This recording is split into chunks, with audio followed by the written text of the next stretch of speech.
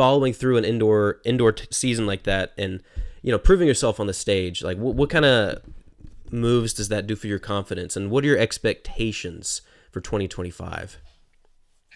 Hey man, it just gives me more confidence going into the season, and it just kind of like ups my feel about myself and my race, and that we actually are working on something, and what we're working on is actually working. And going into the season, I can see it. That last week was a good indication of like that I have my start better, and I have it looking better and flowing better, and my first phase of my race is flowing better, which is like a tick. So we are building, and it's good, man. We're in a good space, and yeah, we just got to keep on growing this thing, and bettering my start and bettering my first 40 meters, and making sure that that is on point. I'm curious what you've been doing, and I'm not trying to gain too much access, but those first 40, 50, 60 meters can be such a challenge. I mean, honestly, the first 10, Yeah, 20 yeah. meters, what are some of the things you've been working on? Have you brought out the super slow-mo frame looking at your opening meters? I mean, there's so much detail that Yeah, goes into a good man. start. We've done so much. Like started using a 1080.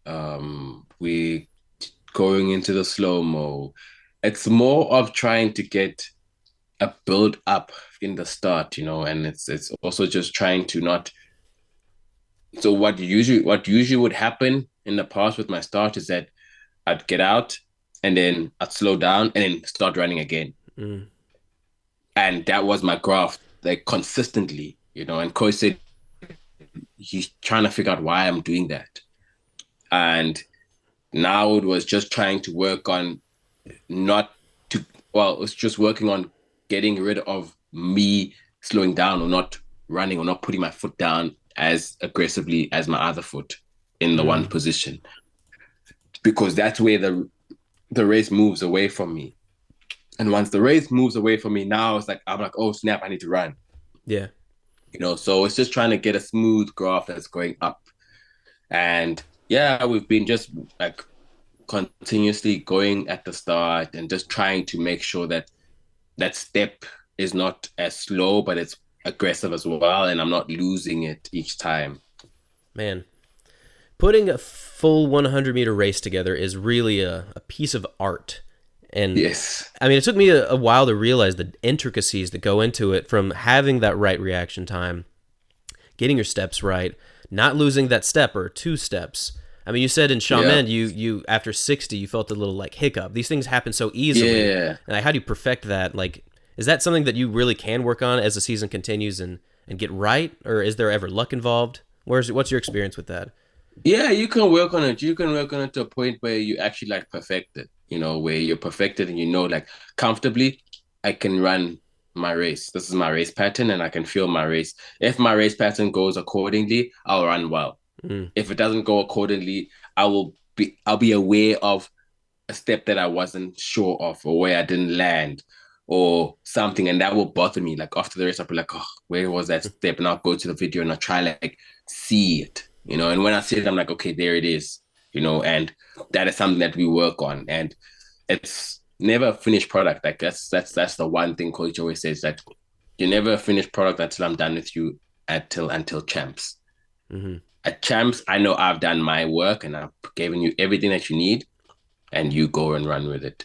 You should feel your race pattern. You should know your race pattern, and you should know how to get through your race pattern and what feels right, and go at it. Mm-hmm. Trust the process. I don't know if I could. Factual, bro. It's truly an it's like I equate it to like a big thesis test after a very long semester, except you have to physically show up. And I would always get a hint of athletic anxiety, and I fully respect Yeah, the ability to just put that together time and time again. All right, I have a bro. And hot you get one chance, bro. Like yeah. literally, sorry, No, you good. literally I get want one to hear. chance before starting. If you fall start, it's gone. Like Yeah. it's done. Like, and if you make one wrong step and that step like takes you away from the race, it's done. Like that's the thing with the 100 meters. There's no time. Like Mm-hmm. there's no time to like fix your mistakes.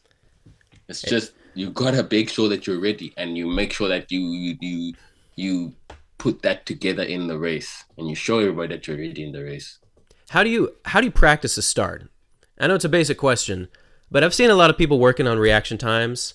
Sometimes they'll do it Yeah. with, obviously you're coming out of blocks, but is there anything outside of just jumping out of the blocks that you do to try and increase, your reaction time? Because you got zero point 0.1 seconds, which I think it should be a little lower personally, but Yeah. but that's a whole conversation.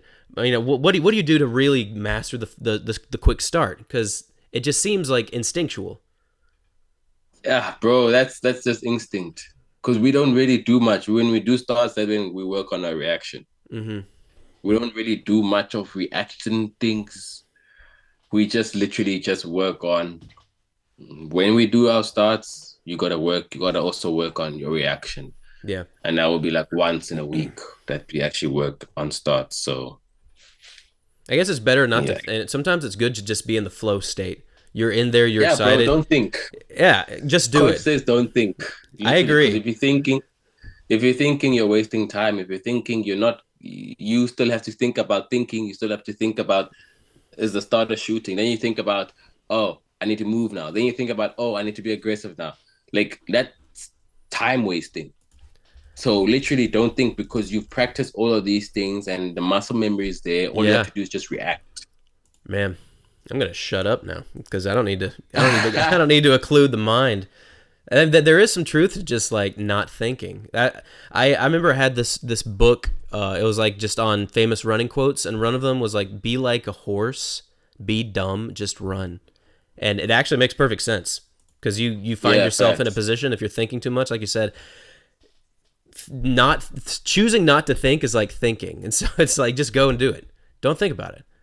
But Yeah, just do it, man. I did have a hot take that I shared with Okay. some people, and they wanted to hear your opinion on it. So Yeah. Omanyala holds the African record, Yes. 977. This Yes. man did this at elevation. When are you going to a high elevation competition? And when are you gonna drop a late season 977 to take back the African crown? This is a conversation between a couple of my friends saying I need to go to Kenya and run that thing. And I'm just like, nah, guys. I know it's not the title that anyone really looks into necessarily, but a lot of Yeah. people in my like running circles and track media, whenever area records come up, obviously like Bolt's got his. There's Marcel in Europe, and Africa comes up, and you're personally, I mean, I think you're pretty much the undisputed 100-meter African guy for the past decade. Appreciate But it. but Yes, Omanyala sir. has technically, by World Athletics legal systems, the 977. Yes. I mean, throw in a late season meeting in Nairobi. There's some high elevation there. Yeah, Gaborone can throw in a September meeting after World Champs. I got ideas. It'll have to be. I want it. Like I always tell these guys, I want to do it in Nairobi, Where it bro. happened in the Nairobi's first fast, place. bro. I like the way That's it where happened. I Trayvon went want to go do it 976. there. Yeah, that's what I want to do it. I know that track is fast. I know like elevation is really crazy up there, and like you always get like a following wind, Mm-hmm. so everything just works out there. But man, if I want to run 977, I want to do it at like I want to do it at the games or I want to do it at the champs, like that's for Yeah. me is like the big thing, if I go and I go to Kenya is end of this month. I go run there and I go 977 and then I struggle to run 9-7 the rest of the season. That's like it doesn't help. You know what I'm saying? Yeah. So we trying to prime the body to go 9-7 at champs in September and with no elevation. So when we get elevation, hey, So Tokyo is at we can sea do. level. So I mean, you'll have that opportunity. I think it might be Yeah, slightly above, not too much, but yeah, that'd be cool. but I mean, Tokyo's quick, bro. I remember that track, man. It's quick. yeah, there were some good times, and I'm assuming it's going to be the same stadium as it was in the Olympics in 2021. Yeah, And that one, definitely. you got the European record on that one. Curly set a big personal best. I could go on, but I mean that's exciting. Ooh, That's a very exciting one. yeah. So, question: as an Adidas athlete, Yeah, bro. you've got the Atlanta City Games. I live exactly 40 minutes from where that race takes place. And I was there last year and I got to do like some announcing with Tim Hutchings and Kerry Tollefson, but we didn't get to see you race. I believe you were there, right? Or was Yeah, yeah, this? yeah. Yeah, yeah. I ran 990 there. Yeah, This was last year. I know you ran in 2023. You did run last year. yeah. I ran like the 100 last year, and I ran 990. Why is it not showing up on your World Athletics page? This is why I said I know you were there. It's literally not on. Yeah, They don't they put it said it on was World because Athletics. That's yeah, why. because they don't. Yeah, it's not a registered what the meeting or whatever or Which whatnot. I disagree So with strongly. But hey, okay. I'm inquiring because I'm planning on going this year, and I don't know if it's on your schedule, but I mean they treat yeah, Adidas athletes well there. yeah, bro. I'll be there. Hell I'm yeah. right after relays. I get on the flight and I come to Atlanta. So Oh I'm gonna man. be there early. Hell yeah. Cool, cool. Is this a 100 or a 150 we're looking at? 100. Mm. I know you got that 150. You've got that low key killer national record 150. I'm sub 15 would be imminent, man. I'm just saying. I would love to Bro, that's watch coming that. next year. Don't worry. Okay, good, good, good. We got plans. I'm gonna watch that one too. I'm Yes. gonna be there live, and shoot, I'm gonna have to give you an Atlanta present or something.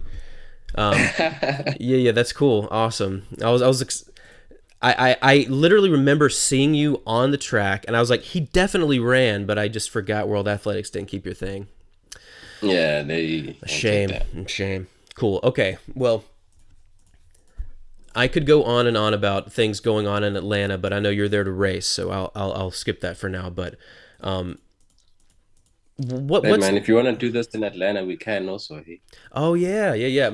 My wife is better at a lot of things than me, and I'm happy to admit that. She wants me to set up as many in-person interviews as possible, and we've done it twice, I think, and each time we've done it, it's been great. We might have to set something up. I'll see what she's doing. She's actually pregnant with twins right now, so Crazy. yeah, it's wild. She's due in June, bro. Um, Oh, that's like soon. yeah, this is she is like very curved, so Yeah. she's struggling to do anything, and she's on the personal production side. But I mean, it'd be cool to do. We'll stay in touch, but um, yeah, I don't mean to get too Yeah, much let into me my know. personal life. This is I want to Yeah. hear from the man himself. So um, let's see. You're in Shanghai right now. You got the race in a day and a half, 2 days. Um, what's coming up after you leave China? How long you staying there? So leave China. Start, well, I don't leave China. Stay in China Sunday, and I leave. I go to Guangzhou for World Relays. Guangzhou, that's right. It's in World Relays. Yeah, yeah. Yeah, that's the coming week. And then from there, when that is done, I get on a flight and I come to Atlanta. And then from Atlanta, I go to Morocco Diamond League.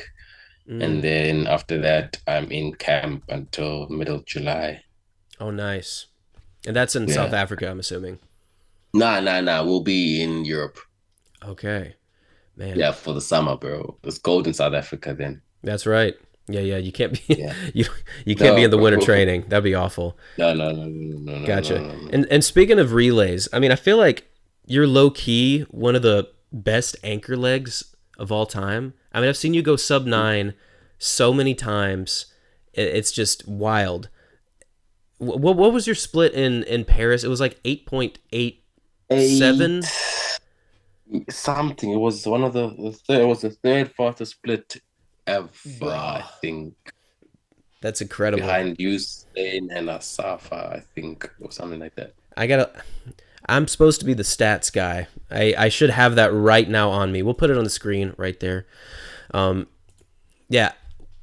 What do you take away from like so you win the silver last year in the Olympics in the relay, and it's like such a perfect moment, and you bring that baton back with like absolute dominance in the race, and it just stole the show from me. Um, are we expecting a similar thing in Guangzhou? You said at the Bro, World Relays right now?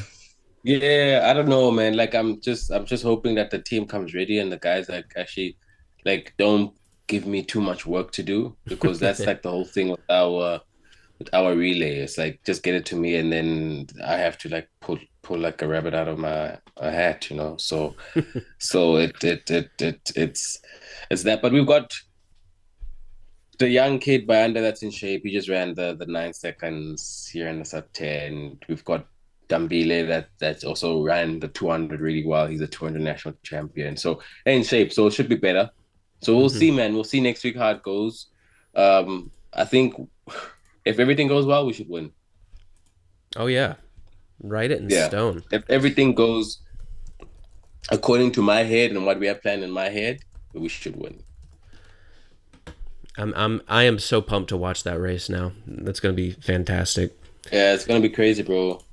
That's exciting. And World Relays, like, it's one of those events where the stress is a little bit lower, but I feel like a lot of times you find yourself hitting a little bit when you're not so when you can relax a little more. You bring out some really impressive speed, and you can just Mm-hmm. go in guns blazing, not worrying about things. So that's super pumped. Yeah. So The relays always is like that, bro. Relays is always the one event where everyone is so calm. Everybody talks to each other. yeah, Everybody's just like, oh, so relaxed, laid back. We laugh in the ballroom. We'll even talk on the track before we run. When you're going for the 100 meters, bro, yeah. nobody talks. No, it's bro, it's war. Well, that's It's kind of by literally design. I feel like they set up the big light shows. They want things to be super tense. Speaking of which, yeah, what? How long were you waiting at the start line at the Paris final? It felt like too long. 30 minutes. And Yeah, it was too did you long, hear about? I bro. think it was the someone trying to storm the field. I heard Was that, what but we I didn't heard. see it. Yeah. We didn't see it. They just kept us in the dark, bro. We were in the dark, Oh, like without the lights for a while, and it was just like cool. Like, okay, but when are we going? When are we going? And like in that moment, you really don't want to start wondering and thinking. yeah, You kind of like want to be in position and you're on starters orders and starters on your marks and you get ready to go. yeah. Now we sit standing there. They're busy playing this music, the sound in the background. It's dark. We're just waiting there, waiting there. You're waiting there. Now your mind starts playing, starts thinking of other things. It's not supposed to be. So we waited a while. We waited a while. I don't know how long it was, but it was a while. Yeah, I mean, it felt legitimately like 10 minutes. I think it was somewhere between 3 and 5, which is obviously way too long. And I've always wondered, like, from your perspective, do you think that cool down? Because obviously you're going to be warm going into the actual race. Mm, You're sitting there doing nothing. Do you think that might have slowed you down, or yes, yeah? I mean, of course. definitely, Yeah, I mean it's definitely, bro. crazy because that race was unbelievable, and I'm thinking we could have seen 3, 4, if not 5 people going under 9.8, and you're still running a Yeah, national record, and you're still like 9.82 under the circumstances is crazy to me. I mean, what can you do other than actually yeah. still run though? Like that's a challenge. But how do you mentally deal with that on the line? Hey, bro, you just gotta kind of like snap yourself back into it. Like, wait for the starter to stay on your marks, and then you gotta kind of like, okay, it's time to go again. Yeah. Let's just lock in, make sure you're ready. The body has cooled down a bit, which actually does slow down the body. But what can you do? You're at the line. You got to race now. Hmm. It's time. It's time to show the world. So, Yeah. That I mm, think that and the men's 15 personally, but those are the moments of the Paris Games, like the entire Olympics.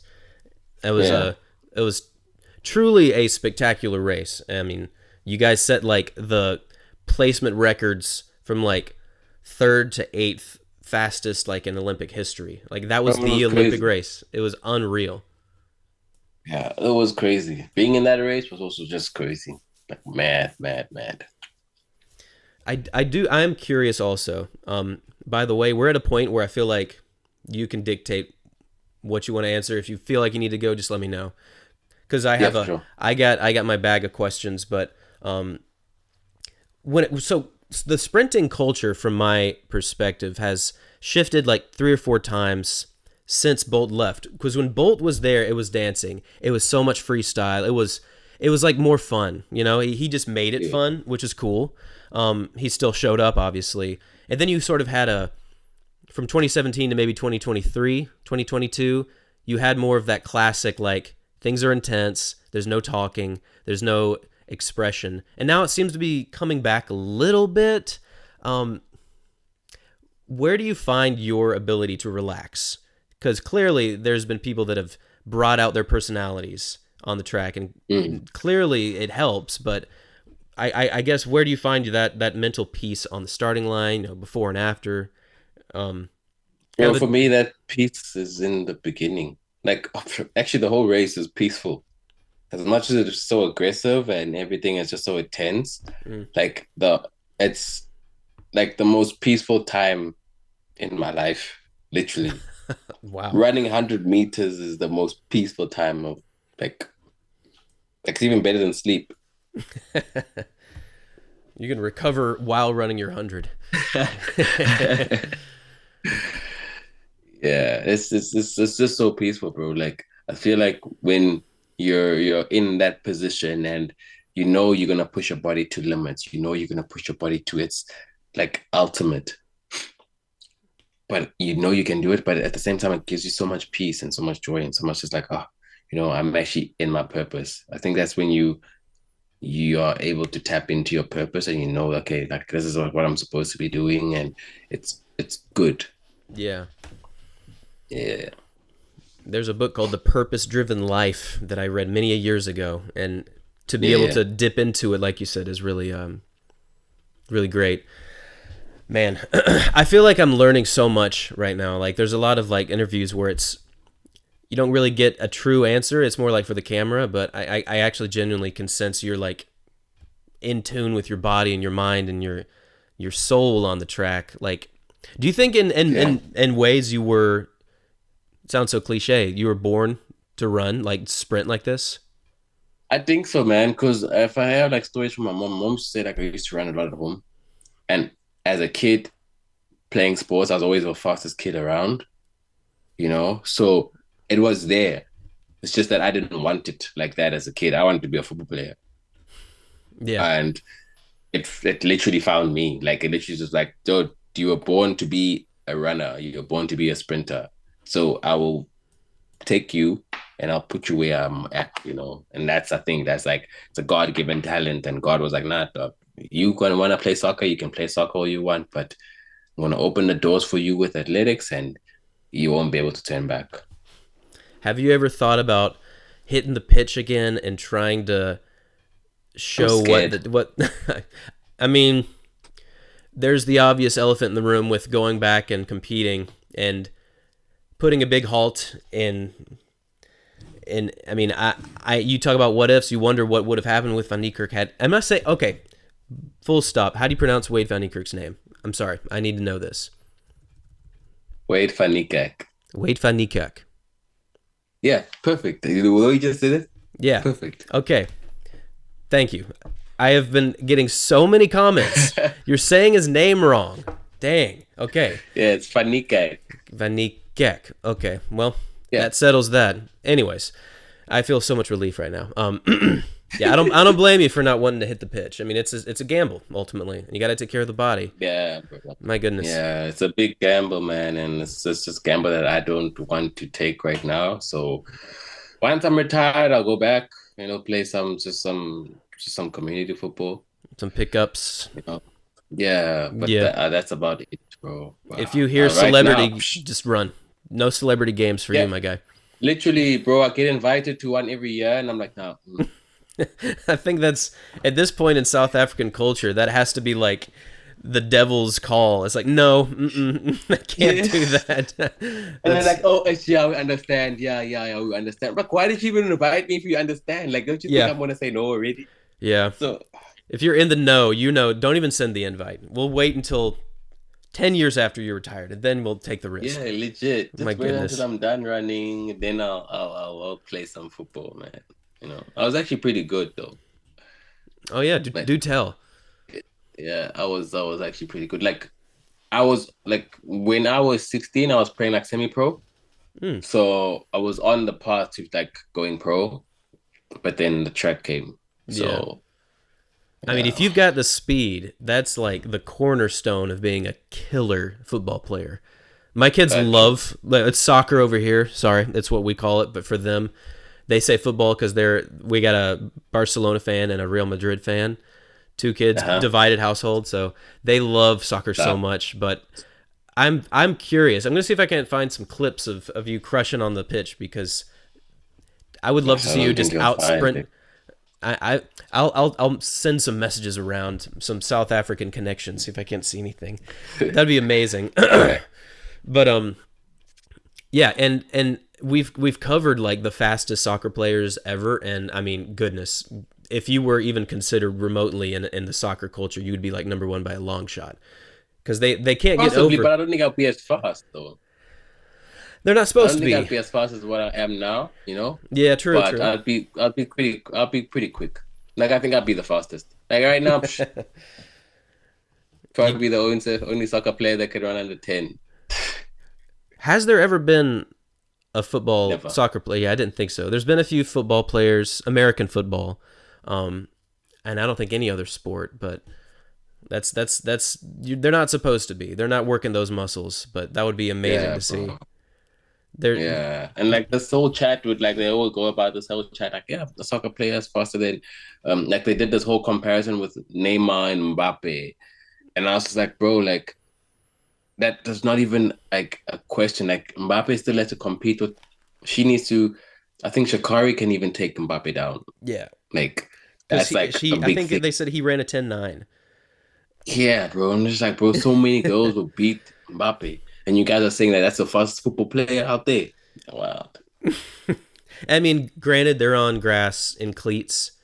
I don't know if they take that into consideration, but either way, Bro, still, it's not impressive. Like they probably could run nah, fast if they trained for a minute. I'm confident that they could, but yeah. it's a completely different thing. So, all right, I have a few rapid fire questions set up by those by those who are curious about the career. Um, who's your favorite athlete you've gotten to compete against in your career? You saying, Why? bro, he brings a different energy. Like, I've never felt that energy ever. Since he left, that energy has never been there on the track. But he's just different. And it's always great to be able to like run against him because it brings the energy, which also pushes you as an athlete. Mm, But it being able to run against someone that is the fastest man to ever live, you know, it's crazy. Yeah. So you saying, and he's just so cool, man. Like he's a cool guy. that's a good answer. What's your favorite location or like championship race? I guess your favorite venue. London, Mm, London, bro. London is crazy. Always fast. yeah. Crowd is always just crazy, mad energy. Bro, London is wild. And always when there's athletics or the Diamond League there, the Mm. weather's good. It doesn't rain, 100% good weather. It's hot. The track is hot. You know, people are going to run fast. And you don't think of London as a good weather city necessarily. That's No, funny. They opened terrible. the clouds to the athletes. I will never forget. Yeah, I think it was 2023. Every year, but it's sold out. 50,000 people, random Saturday. How do we get that across all other meetings like abroad? Because that's like incredible.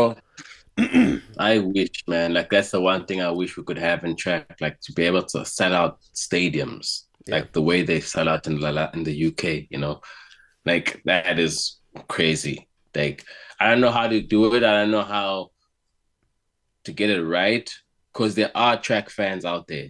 You know, they are Yeah. like and track fans out there. It's just pitching them the product in the right way, which I don't know which is the right way because people are trying different things. There's Grand Slam now, but we saw Grand Slam was not full, you Mm, know. But you know, there's a lot of money there, but still the fans are not packing the stadium, yeah. which is a problem, really, Agreed. you know, so that's like the thing. Like, how do we get the fans to actually come out like that in other countries? Maybe they need to ask what they do in London, man. I don't know. Like, I don't know because they what have the they do, but it formula. works. Yep, they have the formula in the UK, so they need to ask them what they do right.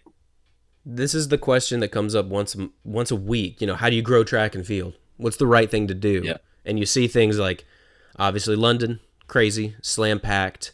It's good to get athletes paydays. It's good to get the storylines. Like that's sort of what we do, like making videos. But how do you get Yeah, butts in the seats? That's like half the yeah, battle for a competition. yeah. Literally, running in a full stadium makes such a difference, man. Like it's a big difference. What was like so I have a few rapid fire questions. We'll come back to that. The conversation's good. What was that pandemic experience like for you to come through that? And Wild. it had to be so mind Oh, bending. bro, running in a huge stadium that's just empty, and you just had to go like ha, and it echoes.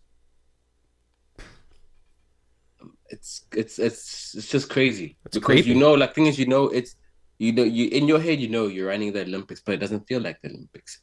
You're running a big championship, but it doesn't feel like a championship. Hmm. You're outside, you're supposed to be doing something that is like the world stops to watch, but you don't feel like hyped up to do it. Yeah. It's just part of the calendar it's there. It's been forced in, but the stadium is empty. It's just a bit sad. But yeah, Yeah. Agreed. It was a little sad, but I mean, you've that might be the most challenging start line or like just competition to go through because how do you realize you're there, you've arrived without a real audience, without any real energy, with so many restrictions? I mean, I'm assuming you took 20 COVID tests in a week, like everyone every else day we back. had a COVID test. Gosh, uh, yeah, I'm happy that's over, but I think we learned something from it. I actually worked in public health, of all things, before Yeah. COVID happened. So I mean, it's a crazy world of what we went through. But okay, enough of that. What's your next question? What's your favorite personal record? It's 982 now. I mean, that's that. Yeah, that's solid. That's a good one. Highest world Yeah, athletic nine. score, national record, beast. What's like one or two things you find yourself always having on you before a race, whether it be prep, something physical you own. What's something that you keep on your person, as they say? Would be headphones with my phone and then my watch. Like that's always with me, literally. Is this Always have. that sleek, quick Richard Mill style watch we're talking here? Yeah, yeah. It is indeed. You know, The I went green to machine, I man. went to Los Angeles and I have this fake sort of like Richard Mill knockoff, and I went into a store and the guy's like, "Nice watch, man." I'm like, "It's not real," but I know there's been a handful of the track athletes that bring those like Barshim, Van Niekerk, Van Niek, sorry, Panikak. Van Niekerk. I'm not going to say it right for the next hour again. I mean, it's a cool thing. Fraser Price got one. I mean, Yeah. I'm trying to get one of my own over here. I don't compete, but that's the goal. I think that's a sweet Hey watch. man. If you can get one, bro, I'll be happy for you. Legit. If I see you in Atlanta and I've got one, just know I didn't buy it because I can't do that right now. I'm not doing that. Those things Yeah, are, bro, those watches are just crazy expensive, bro. They're mad expensive. but I Like mean, I'm just blessed to be able to get a couple, and just, be part of the Richard Mill family. oh, But it's beautiful. Yeah, it's mad. I'm always happy to see when people get to wear it because it looks good, it feels good. You know you've earned it too. It's a pretty Yeah, select yeah, few. yeah. So congrats. I knew it was there. It's a Thanks, beautiful bro. watch. Um, okay, what's your go to pre race meal? These are from a few followers, by the way. Bro, whatever's there, bro. Like I think because we always on the move and always in different countries, whatever's there. What's your go to in Like China? there's the changes because, bro, last week from the hotel we were at last week to the hotel we're at now, different food, different menu, Yep. and changes. So, bro, yeah, it just changes, bro. But there's always the pastas and the mince, and then there's the chicken, there's the fish. Yeah, literally those, bro. Like and rice. Like I can't go wrong with rice. Keep it The other simple. things where you just mix, yeah, bro. If you start making dishes with a lot of things inside, stay far away from that. Mm. What's your go-to meal when it's off season? I guess cheat meal would be the right word. Anything that is not healthy for me, I will, You'll down it. Oh man, I got bro. some spots in Atlanta. If you're off season, finding yourself here, man. We are the Yeah, fried chicken. We got our southern stuff. You bring out my accent when you start talking super Atlanta food. Yeah, yeah, one man. We day. were in Atlanta last year. I think we had like, bro, we were there for like 3 weeks prior before because the world relays, and then there was the meet. That's right. So I stayed there. And then coach and I had like went to go get chicken and waffles. And Chicken in and my head, waffles. bro, I was Yes. like, chicken and waffles, that thing doesn't make sense. And coach was like, just try it, you know? I tried it and it actually was really good. There's a place Really called good. Gladys Knight's Chicken and Waffles. She was a famous, very famous person down in the South. Man, you're hitting my heartstrings right now. Wow. I'm gonna That's try it, man. I think when I get to Atlanta, I'm gonna look for it.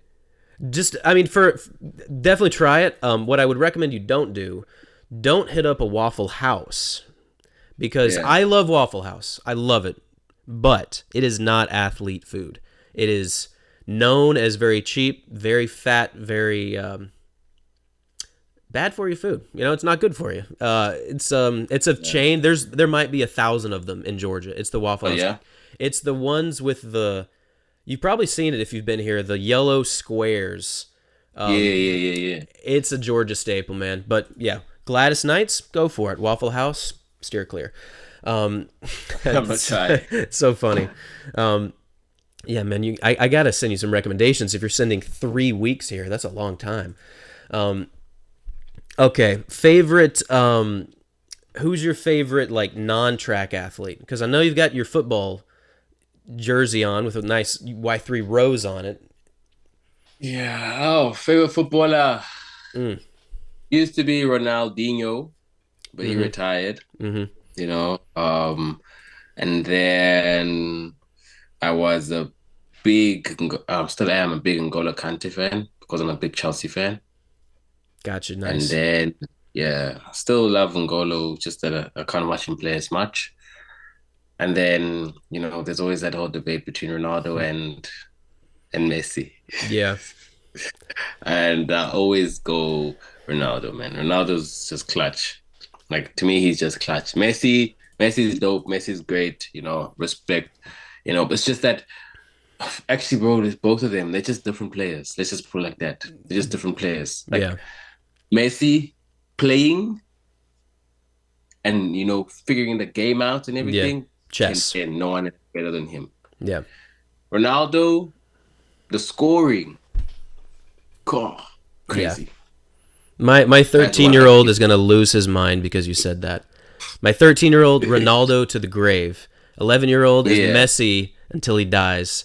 So much so that I've ordered. Are you familiar with yerba? It's like South American sort of like tea, coffee. It's got caffeine in it. I ordered the No. mate yerba that Argentina and Messi's team drinks because my son's so into that culture, and I wanted to get it because it's funny to him. Wow. I mean, we go deep. If I could, my other room has an actual picture of both Messi and Ronaldo on it. But my 13-year-old is gonna be so excited. You said Ronaldo. He's all about that. Yeah, man. That's Ronaldo's deep. Ronaldo's cool, man. And like outside of the sport, I mean, what he does, like as like the business, Ronaldo the business. It's just crazy. Like any sportsman can like literally can look up to that. Yeah, I mean So our channel, our goal is to get like 200, 300,000 views a video. Ronaldo posts, and like 20 minutes later, he's at like 5 million. What is the dude doing? Bro. Like and then the videos are Unreal. so weird. Like I've seen the stuff and I'm He like, but okay, can do whatever he wants. but people are watching. A master at Yeah. work, I think. That's what we're watching. Yeah, legit, man. Ronaldo the business is crazy. Yeah. We're talking, they say he's not worth 1 billion, but I'm thinking that's underestimating him. I I guess. think he's undervalued. Oh, absolutely. I mean, look what he can do in a 1 month time. I think he got like 60 or was it 70 million subscribers on YouTube. Yeah, I but just also, bro, like we don't actually know what's happening in Saudi, like for real, for real. true. Yeah. Like you might just know just a just a little bit of what is actually happening in there, but his wealth is just as long, bro. It's long. Yeah. I'll bring back the final point we touched on earlier for because we had a bunch of people asking how you would uplift the sport, what changes you would make. We'll go through a quick marketing session here before you get back to your week here in Shanghai. We talked a little bit about selling out seats. We talked a little bit about just what track might need, but what are some of the things that you've seen worked? What are some of the things that you think would be the push in the right direction to hopefully have your profile boost 3 million more subs in a couple weeks? Like what does football do that track doesn't? There's so many different ways to look at this. Your camera I just zoomed think in and out again, and it was so interesting. I don't know what focus your camera crazy. has, but it's Bro, fine. It's so interesting. um, bro, I just think it's also just bringing the fans closer to the athletes, getting them to know the athletes, and getting them to know who the elite athletes are. Mm, Athletics is it's so widespread that we don't have. I know this might sound a bit elitist and stuff, but we need to have like the top echelon athletes, that you are actually selling to the world, yeah, you know, and letting the fans be able to be close to that, and I think that's pretty cool. Like I look at athletics and I look at it as like Formula One. mm, Formula One, you have your drivers. They know these drivers. These drivers are gonna go race every weekend. They pack pack the races all the time, every week, well, every second week or whatever. And like it's just open, like it's like a race is not just going to watch a race and that's it. It's a whole event for these people. mm-hmm, Like they go there to an event. You go there to experience an event. You go there to experience a Formula One event. Now, how can we do that for our fans? yeah, What's the experience that you can give our fans besides, having to actually stay in their hotels, and then when they come out, you see them for a couple of seconds or a couple of minutes on the track, and then that's it. yeah, You know, where is that? How do we get the fans inside here, in this space without disrupting the athletes, of course, yes. But at the same time, athletes need to also get into a position where, or the mindset of not kind of blocking the fans away. Because I feel like fans feel that, like, oh, bro, we're not only going to see them at the track and then that's it. Like with the 100 meters, you see them for 9 seconds off the track, 9 seconds off the track, 9 seconds off the track. It's not enough. yeah. Yeah. I mean, there's also the that's a very good point, and I think there's definitely more access of athletes like on the track or like whether it be warming up, giving like a closer profile of who they are, what they're doing, their story, make it good, concise. But then there's the problem of where in the hell do we watch this race? How do we watch this Hey, race? bro, Whew. that's also another thing, bro. Where do we watch this race? Why are they making it on difficult platforms to watch it on? Just open it up, sell it to the right broadcasters because broadcasters want to show athletics. Yeah, They there's a want to lot. show athletics, but now I just know that I know in the US now you guys have to pay for a subscription to watch athletics now or something like that. And to us this Yeah, is weird. the rights for Diamond League shifted, and then there. I mean, these last 3 years have been wild, and we've kind of had a foot in a few of these doors, and we've seen some of the deals that are going on, and some of these new emerging like track meets. Some are great, some are good, some not so much, but at the same time, like I think people are working towards making it better, which is makes me feel optimistic. But it's so decentralized. You want to watch Yeah.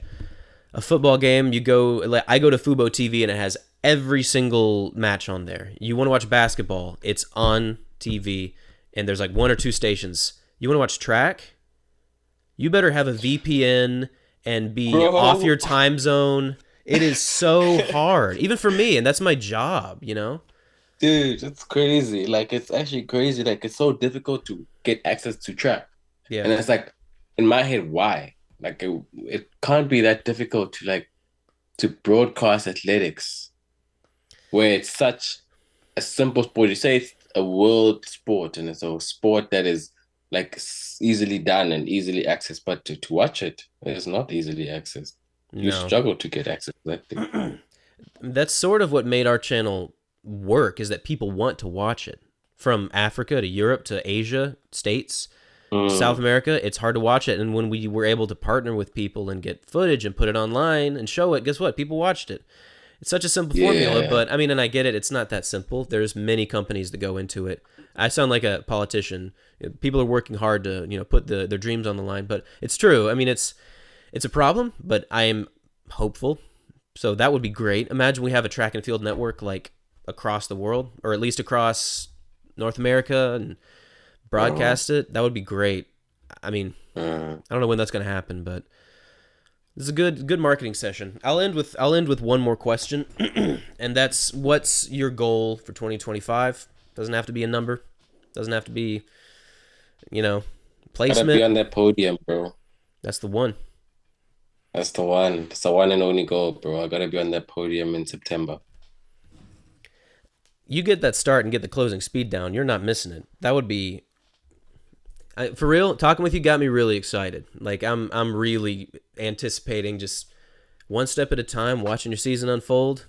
And when you're in Atlanta, Hmm. I'll send you a message. I don't know what I'll be doing. If my wife's not in labor, Good we'll see. luck, bro. We'll Good see luck what with that, happens. man. All right, Thank I'll you. hit you up then, man. So when the season ended last year, right? My coach and I sat together and we're like, okay, what was the one thing that we could see in the race that wasn't 100%, and what did I feel that wasn't 100%, right? And what we saw was that like my start wasn't up to par with the other guys, and I consider myself as an elite sprinter, but my start is not at an elite level. And the only way that I can actually fix that is actually fix it in a race. But then coach then said, okay, then we have to do an indoor season so that you actually get to go to like indoors and run 3 rounds, but we'll work on what we need to work on at home. And then when we go to indoors, just put each race, like each from the heat, semi-final, final, work on what we've been working on. And that was like the whole purpose of it, man. It was just to just fix my first 20, 30 meters, literally. So I'm curious, how is China treating you? I know you're in a completely different country, completely different time zone, and you've already had a Diamond League meeting that you won in Xiamen. So how is China going? Bro, China is different, bro. It's a total different world. Like you are literally operating in their world right now. And it's difficult to get a hold of people back home. Nothing works like according to how we want it to work. You know, you have to be in the China system to have everything work smoothly. Bro, they got us an eSIM that is from Singapore, and that's the only way that that would allow us to actually like connect.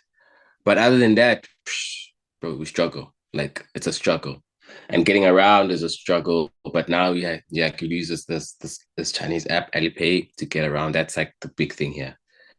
You know, if you don't have Alipay, you are not operational. Yeah, but it's all good, man. Like it's different worlds. It's a different culture. You know, you get to experience a whole different culture, how people live in a different place. That's what traveling is. You know, like we can't expect people to live the exact same way that you live back home. That's pretty crazy. So you come into their world and you have to adapt, which is cool. Yeah. So I mentioned earlier you won your opening Diamond League in Xiamen. You looked smooth, you looked powerful, breaking 10 seconds again. Talk to me about Diamond League and these opening races and what they mean, and how your win in Xiamen really shapes your season. And I think that's how you pronounce it, Xiamen. Yeah, Shao. I said I just call it Xiamen, Xiamen, Xiamen, bro. Whatever you feel like saying, it sounds right, man. So no one told us the right way to say it. We just say Xiaomin, I guess. But now we are in it's the Shanghai Diamond League, but we're not in Shanghai. We're in a city or district called Kikau. So we're running in that city now. And yeah, so we'll see. But the track is beautiful. We've been training all week and trying to get things right and just trying to adapt to this place right now. But yeah, man, it's been good. I'm looking forward to the weekend. Last week in Charmaine, I said I came here to win. That's the same thing, bro. Like, this week is gonna be the same thing. Like, I'm literally just trying to get the dub and just keep it moving. That's like the whole plan, and just keep on working. Because I know, like, we're still working on my start. That's like the big thing right now. We're still working on my start, and that's the one thing that we need to just like focus on for the weekend again. And my coach is here finally, so that's gonna be cool to have him here. And then yeah, then we'll see. We'll see how it goes, bro. Yeah. So we're still in the month of May, and the World Championships this year are all the way in September. It's a long way away. That's four more months to go.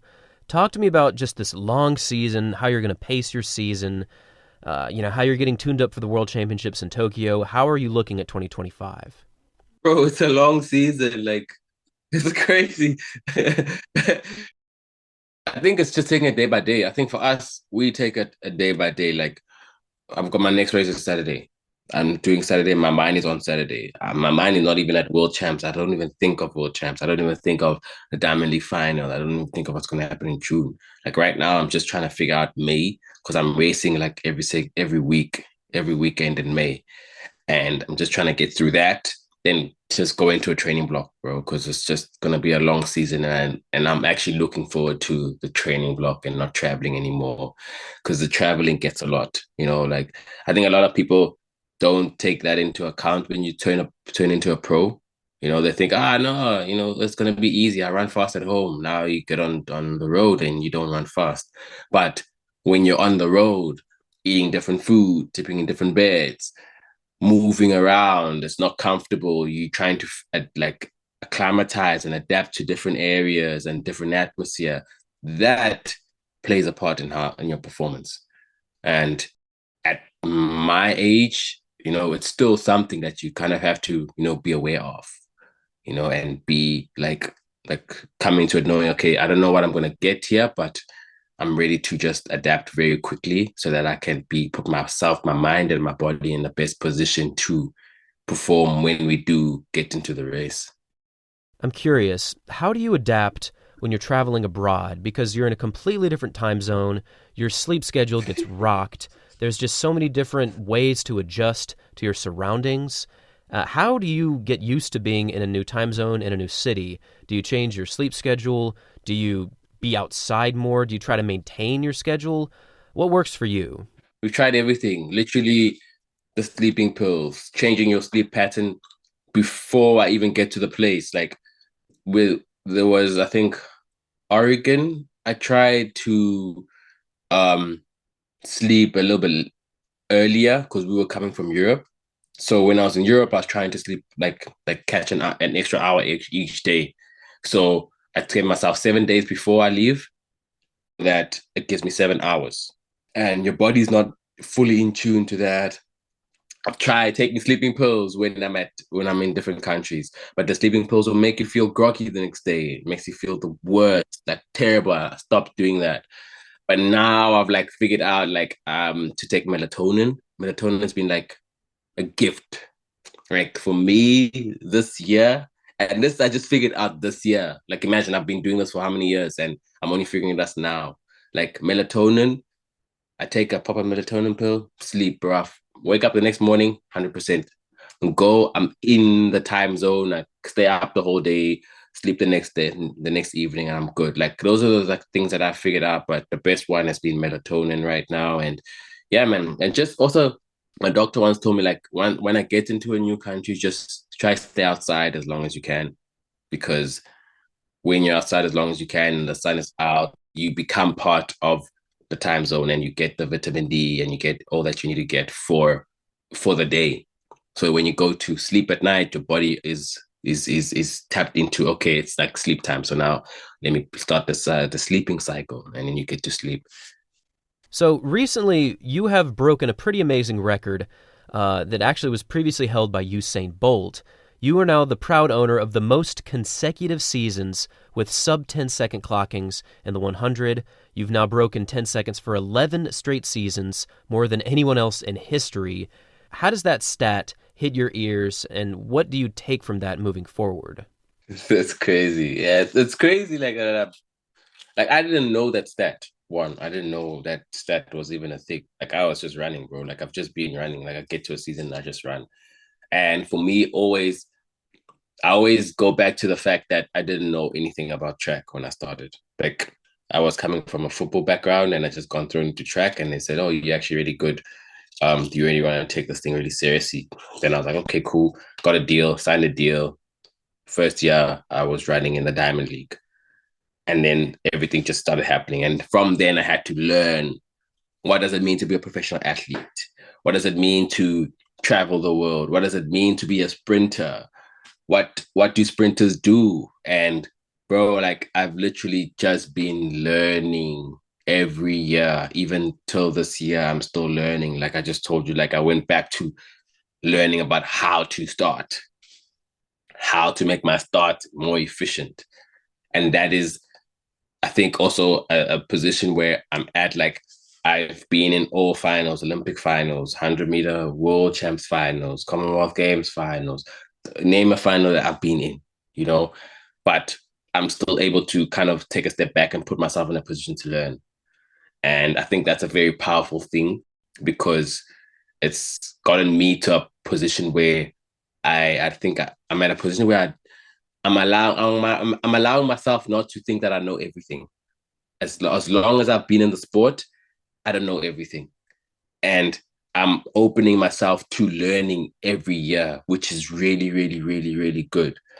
So yeah, man, that's what I've been doing, man. And just showing up every day. Like, bro, I end the season, I forget about track. I come back to the season, it's track again. But even during the season now, like my wife always like tells me, like, just do the track. But then when you come home, just be a dad, you know, and be a husband. And that's what I do, and that's like the big thing, kind of to be able to switch off from the sport. But sometimes like it gets confused, sometimes the track does take over, because it's such a big part of your life. But at the same time, you have to be able to separate from it because it is consuming and it can be very unhealthy to be consumed by track like that. So yeah, man, just I've just been showing up, man, every year. And I don't think about age. That's another big thing. That's one thing I don't think about age, man. I'm just there. We all lining up. We're all gonna run. We all gotta try run fast. We all gonna try beat each other. So I need to make sure that I'm training as hard as I can. I listen to my body very well. I know like my body, like that's the big thing. I know my body like so well. And I look after my body very well. I think that's why I've also like the longevity's been there. Like we look after the body very well. I don't over race. I don't overtrain. I make sure we do enough. I make sure that I'm healthy and yeah, just make sure that I'm in prime shape to do what I need to do. I'm very intrigued by recovery. Could you give me some tips? For an athlete, what are your go-tos for recovery? There's food, sleep, there's chambers where you can adjust. What has worked for you over the years? The recovery stuff, bro, like it's literally like everything that is out there for recovery. Like, bro, the ice baths are important. I have my compression boots with me all the time. I have my physio with me all the time. I do saunas. I get massages. Um, Eating right, mentally, like I have a therapist. Bro, like it's literally just trying to live a healthy lifestyle. I think if you want to break it down to its simplest form, it's just trying to be as healthy as possible and looking after your body as best as possible that you can. Any human can do what we are doing for recovery because then you're actually looking after your body. You get what I'm saying? It's not like, bro, it's not like the craziest things that we do. Like, bro, I don't know, like we go to the moon or something to recover or whatever, bro. It's nothing like that. No, it's more, it's literally any. thing that anyone can pick up and just do to recover. But it's good for us. We just have to do it on a very regular basis because of the fact of what we do to the body and what we expect the body to do, and that we want the body to actually be 100% recovered by it tomorrow, or not 100%, but it's best recovered by tomorrow, So that's pretty much it. Talk to me about your recent 9.90 that you ran in Gaborone into a negative 1.4 meter headwind. That is a killer time into a headwind, especially that early in the season. Talk to me about how you felt physically about that 100 meters. I think I was just coming off of running the indoors and running off good indoors. And because I have a really like natural great top end, like it just got put together very well. And it literally just felt like a good race that I had. But I told coach that I was just uncomfortable in the last part of the race because we haven't done that last work. It's still too early for us there. So it was just, like my body wasn't feeling comfortable there. But the fact that I'm naturally fast there, it just took me through. But I was happy about that. I was just like very shocked because like, oh snap, 990. Okay, cool. But then spoke, yeah, into a headwind, and then I chatted with coach, and then he's like, "Hey man, it's fine. You ran the 990, cool. Out. It doesn't change our program. It doesn't change where we're at right now. It doesn't change what we're gonna do. We stick to the plan, and we can continue building. We continue working, and we continue putting the pieces together because this is not a finished product. We want the finished product at the end of the season, which is only in September. So yeah, cool, 990. Sent a message to the world, but this is just not the end product. So, you recently got married. I want to congratulate you on that. It's a huge life event. And with that comes so many different changes, both on and off the track. I'm curious how being married to your life partner now is affecting your overall approach to athletics. Yeah. Yeah, bro, it's been good. Like it's been really good because at the same time it's like before this it was you're running for yourself, you know. Now it's like you're running for your family, your wife, your kids. It's broader. It's more, it means more, as much as it means a lot for me, but it now means more to my family, and the family that I'm trying to build, you know what I'm saying? So at this point in time, it's just like I enjoy having them support me. I enjoy having them like get to like learn about what I do because my wife doesn't know, like she doesn't know track. Like she doesn't know anything about track. And like I have to teach her. Like, and that's cool. That's for me, it's like cool because now like I'm educating you about what I do and stuff. And like the things that I find simple, she's like, whoa, like that's actually interesting, So it's really meaningful, man, and it has deeper meaning for me, and I'm enjoying it now, man. I'm enjoying it because it's just not for me; it's more actually for myself and my family. Yeah, I mean, having a partner for life really can open things up. For me, it opened up a lot of opportunities and made me better in a lot of ways. I'm curious how you feel when you're competing physically as a married man versus previously, and if you can even notice a change now that you're married. Yes, but it doesn't bring a lot of pressure. It comes with like peace. There's that that mentality of okay, I'm running for a bigger purpose, but at the same time, that bigger purpose does not give you pressure or does not stress you. It more like fills you and uplifts you and makes you feel more purposeful and more like I'm gonna do it, And these people believe in me and I'm gonna make sure I get it done. I'm curious, with the demands of being a full-time athlete, an elite sprinter, how does that affect being married? Because you're in different time zones, you're not with them all the time, you're not with your kids all the time. How does that affect your marriage, and how do you maintain both a strict and disciplined approach to track? Yeah, she's on the front lines, but she gets to like it's also tough because like I'm away from home a lot, so that's like the difficult part of it. And she has to do a lot of things alone at home. But at the same time, it's like I involve her in like a lot of things that I do, and just so she can see that okay, like this is what I do, and like I'm away from home and stuff, but I'm doing it for a purpose, and it's not forever, And the fact that she supports that and she understands that, not knowing much about the sport, like for me is like a plus, bro. Like I can't ask for anything better. Like getting support of something, you're supporting something that you don't really understand, but you're opening yourself to understanding it and learning it and being there. And for her, it's just an extension of me. So she loves me, so she'll love it. So, talk to me about the Akani Simbine Foundation. I know you and your wife are very involved with it. You're approaching education for children, but you're also approaching access to athletics and fields. How is that going in the opening few years of the Akani Simbine Foundation, which we will make sure to link below? Yeah, man. We just launched the foundation this year.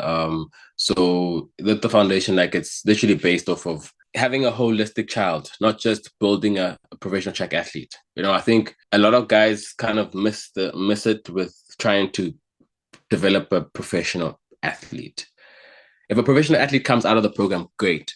But for us, it's more of providing school, health, and then the sport, because that brings up a good child. That brings up a child that has, that has determination, that can set goals, that can dream about the future, that can actually be healthy and do inspirational things and motivational things. And it does not have to be in sport; it can be anything, and being able to help out and help with our programs. Like we have two schools that we've adopted, and we in those schools it's 60 kids, so we're helping 60 kids, just to like change their lives. And it's literally through education, and it's through health, and it's also with the sporting side, and we're trying to make sure that they're healthy, they're good kids, they come out right, and they do change the world, like that's the big thing for me. Like I'm not trying to create another Akane. That's the whole thing I kept saying to these kids. Like they say to me, "Yo, wanna be you," and I'm like, "Nah, bro. Like, don't try be me. Like, try be yourself, but the best version of yourself that you can be, and let's take that to the world." And also, like, I give them access to me. Like a lot of people like feel like, oh, we sportsmen, and like they see us as these untouchables and people that are very far, and like you can't even reach them. Like for me, giving a child that looks up to you access to you, to talk to you, to have a conversation with you, you don't know what you're going to change, you don't know what you're going to touch, and you don't know what that conversation is going to do for that kid.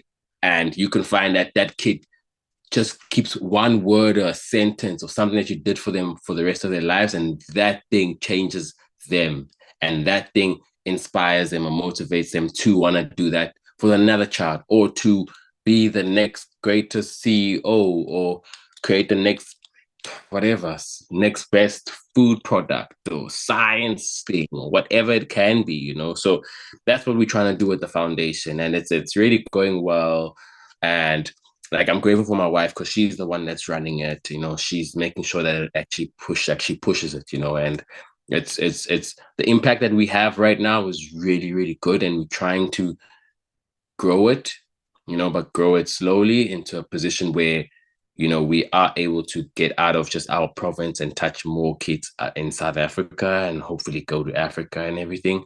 But yeah, man, that's pretty much the foundation. And yeah, it's going on. So everybody go check out the Akani Simbine Foundation page. Yeah, man, check that out, and so support, man. Like we really, really appreciate any support that can come through to the foundation, man. That would be really great. I also wanted to talk to you about your IT education because I know you studied at the University of Pretoria in South Africa and you were studying information sciences. Tell me about that, and I want to know about Akani Simbine before you really started to light up the track. Bro, I got into university because my mom was like, "Yo, bro, you need to get a degree." And at that point, I wanted to study engineering. I wanted to study civil engineering. And that was my second year running. And they said like, so now when I'm applying at school, they were like, "Go in engineering, you go to classes from 8 till 5." And in my head, I was like, "Bro, 8 to 5, when am I going to study? When am I going to train?" I mean, so that didn't make sense. And then the IT was there, and I was like, "Oh, bro, I enjoy IT, like I can do it, it's cool. Their classes aren't a bit that hectic, and I can figure things out and whatever." So I signed up for that. First year went well, boom, pass. Second year went well, Got to my third year, boom, failed for the one module. I was like, yo, this is crazy. That was wild, you know. But it was because I had to balance the track. Now I'm a pro athlete and I'm doing at full-time school. And the uni is not accommodating to me being a professional athlete, you know, because a lot of South African universities are more for as you go to school, 100% school. If you're doing sport, you have to figure yourself out, you know, unless I was studying sports science or sports or something in sports, then they kind of adjust your program so that it's accommodating to you. But because now I'm doing IT, my lecturers don't care that I'm a sportsman. My lecturers don't care that I'm going to Olympic Games. They don't care I'm going to World Champs. They're like, bro, I want my assignments on the date. I want you to be in class when I'm in having my classes, and here I'm traveling and stuff. So it got difficult, man, but I pulled through. It took me 5 years to finish my degree. And then I graduated and I legit like took my like at on the graduation day, I got my certificate. Got my certificate, went to my mom. I said, here we go. Here's your degree. I'm going to run now. Leave me alone. And yeah, bro. Like my mom didn't care. Like she was like, "You're gonna go to these Olympic Games. You can go to these World Champs. You can travel. You can make money and all these things. But if you don't have a degree, she doesn't care. Like does not care, bro. Like didn't." So, one of the most influential races for you, in my opinion at least, was when you took down Asafa Powell back in 2016 before the Olympics in Hungary, and you broke your national record at the time. You ran a 9.89, and you took down a very elite Asafa Powell, which is a huge checkbox for anyone in sprinting. And I really want to know how you felt after that race, after such a huge win. Bro, that was wild. Like for me, it was crazy because Asafa's one of the guys that I looked up to. And that was one of the guys I studied. You know, I was like, okay, Flip, I'm racing Asafa. All right, cool. He's here. That means we're gonna have a fast race, you know? And I was in lane three, if I'm not mistaken, and he was in lane 4 or 5. And I literally said to myself, okay, just run your own race. Asafa's here, but just run your own race. It's fine. It is what it is. Gun goes off, boom. I'm just moving. I did not even see anyone in my peripheral. I was just running to the line, bro. Like literally just running to the line. Crossed the line. I didn't know who won. I didn't think I was like, okay, we finished the race. I probably didn't win. Let's see. Probably it's Asafa. Look at the board. I'm like, what? That's my name. That's crazy. And then I look at the time, I'm like, no way, it's 989. Crazy. And I think that like shifted my whole mindset because at that point I was running like 9 nines high and everything. And I just went boom, 989. And it was against a really good lineup and it was against someone that I looked up to, you know. So it gave me like confidence. And I was like, oh yeah, cool, you know, like Asafa was in the race and I beat Asafa. That means like I'm actually like I'm good enough to actually do this thing right, you know. And then I went into the games, the Olympic games, and like for us, it was coach just said just try get through each round, just survive. Cause we weren't sure, like bro, it's the first Olympics. I'm just going to it's the Olympic Games. I'm just going to go to the Olympics, you know, with no expectations. And coach just saying to me, just get through each round, just fine, survive and get through heats, get through the semis. And now I'm like, oh, I'm in the final. Crazy. I'm in the Olympic final. I didn't like to me it was just like, bro, I'm in the Olympic final. What do I do now? I don't know what to do because this was not part of the plan. You know, so I think that race beating Asafa kind of gave me that trajectory into that competition, you know, and the confidence that I needed to get through each round and each race and just believing in myself and seeing that I actually do fit into the sport and I do that the sport is actually for me because before that I had like a whole lot of like questions of like is this thing actually for me? Do I really am I actually made to do this thing? And like am I actually gonna do well in this thing, you know? I don't know much about the sport, you know, and like the guys that I'm hearing, like they interview, they say, oh, I've been doing this thing since I was young. I've been doing this thing, and my dream was to be a professional athlete. And now in my head, I'm thinking, am I taking away someone else's dream because this is not part of my plan or my dream? Now I'm here, and there was that whole mental fight. And when I had beaten Asafa, was the thing that kind of like detached from me because I felt like, okay, now I'm here. And now I can actually set myself up and run free and run like I belong. Yeah, that really was a very impactful race. And it seemed like it permanently shifted your career forward with expectations and how people viewed you as a sprinter. Yep. Yep. Literally, bro. Like it had to change really quickly. I remember my first Diamond League in 2015, if I'm not mistaken. I ran against Gatlin, Tyson, Asafa, Lausanne Diamond League, and they put me slap bang in the middle of them. I think it was Lausanne Diamond League 2015 or 2014, one of those meets.